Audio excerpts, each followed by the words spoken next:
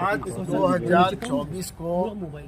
Election commission के द्वारा एक पत्र जारी किया गया था, जो प्रेस नोट के रूप में जारी किया गया था और उसमें बिल्कुल स्पष्ट रूप से ये लिखा गया था कि जन प्रतिनिधित्व अधिनियम 151 के धारा 123 के आधार पर अगर किसी भी राजनीतिक दल के द्वारा ऐसा कोई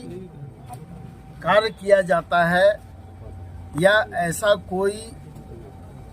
प्रलोभन आम मतदाता को दिया जाता है, तो वो जन प्रतिनिधित्व अधिनियम के तहत कानूनन अवैध होगा। और उसी सिलसिले में आज हम लोग चुनाव आयोग के पास आए हुए थे और हम लोगों ने अपनी बातें रखी और हम लोगों ने जो मेमोरेंडम उनको दिया है, जो पत्र दिया है आयोग को, उसमें हम लोगों ने ये मांग की है कि जेएमएम सम्मान योजना हम लोग लागू करना चाहते हैं और उस योजना को आप अनुमति प्रदान करें। चूंकि ये जो 2/5/2024 को जो पत्र दिया गया था, उस पत्र के हिसाब से वो बिना आपके अनुमति के वो लागू नहीं हो सकता है। और वो ये सम्मान योजना है जो जिसका अनुमति हम लोगों ने आयोग से मांगने का काम किया है। लेकिन जो बातें हम लोगों के सामने रखी गई है, वो स्पष्ट रूप से कहा गया कि इस विषय में हम लोग विचार करेंगे और ये जो पत्र जारी किया गया था, ये प्रेस नोट था और इस पर अभी हम तुरंत कोई भी निर्णय नहीं ले सकते। तो आप जैसे और लोग जो भारतीय जनता पार्टी के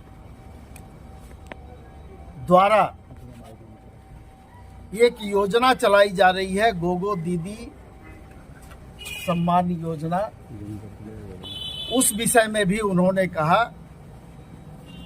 कि अगर गैर कानूनी होगा तो वो भी गैर कानूनी होगा और ये भी गैर कानूनी होगा, और अनुमति होगा तो दोनों को अनुमति होगा।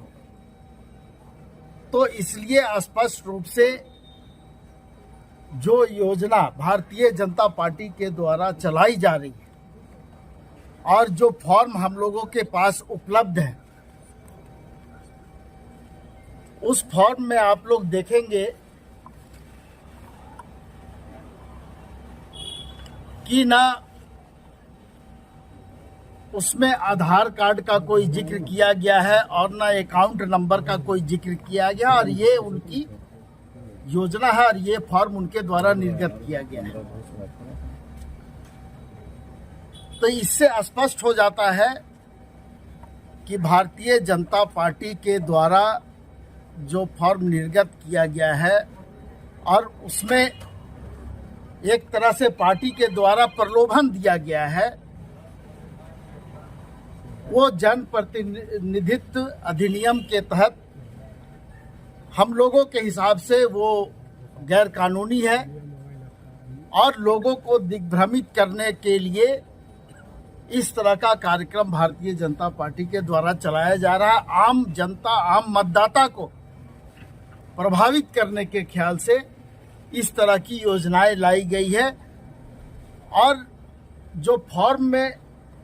स्पष्ट रूप से जो समझ में आता है कि जब किसी का आपके पास अकाउंट नंबर नहीं है, जब किसी का आधार नंबर नहीं है, तो आप आखिर अगर पैसा दे रहे हैं तो किसको दे रहे हैं? तो कहीं ना कहीं ये पूरे राज्य में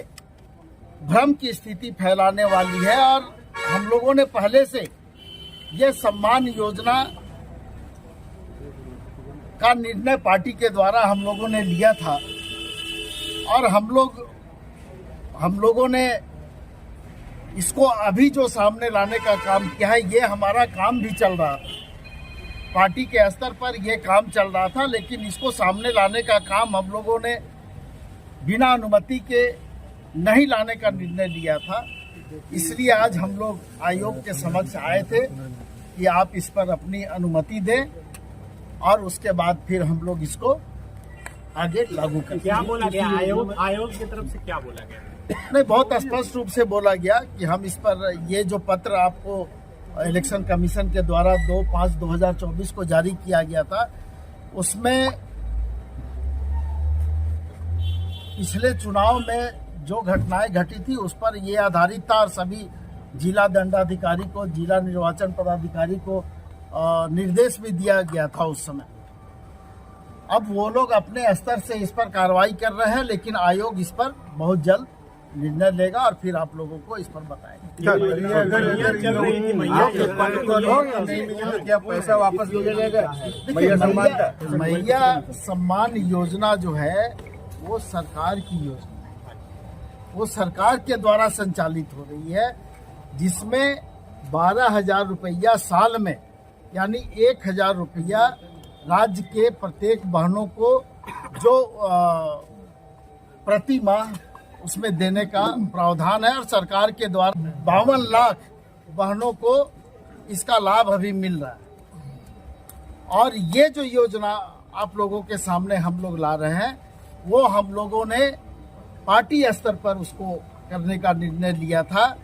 और उसमें बिल्कुल स्पष्ट रूप से हम लोगों ने लिखा है कि उस 30,000 रुपया साल में हम लोग